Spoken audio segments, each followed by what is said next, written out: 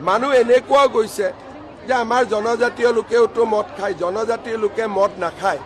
জনজাতি লোকে পৰম্পৰাগত পানীয় খায়, তাক মদ নুবুজায়, সাজক মদ নুবুজায়, ৰহিক মদ নুবুজায়। এইবিলাক কথা ক'ব নালাগে, কাৰণ মদ খাবৰ কাৰণে দোকান খুলিবৰ কাৰণে পাৰ্মিশ্যন লাগে, সাজ খাবৰ কাৰণে পাৰ্মিশ্যন নালাগে, ৰহি খাবৰ কাৰণে পাৰ্মিশ্যন নালাগে, আপং খাবৰ কাৰণে পাৰ্মিশ্যন নালাগে।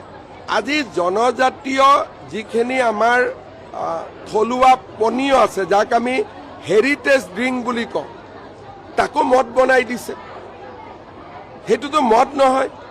জনজাতীয় লোকে যিখিনি ব্যৱহাৰ কৰে সেইখিনি হাজাৰ বছৰৰ পৰা ব্যৱহাৰ কৰে। হুইস্কি ব্যৱহাৰ নকৰে নহয়, ৰাম ব্যৱহাৰ নকৰে নহয়। গতিকে জনজাতীয় লোকৰ লাও পানী, লাওৰ পৰা পানী, এইটো মদ নহয় নহয়। সেইটো কোনে মদ বুলি ক'লে?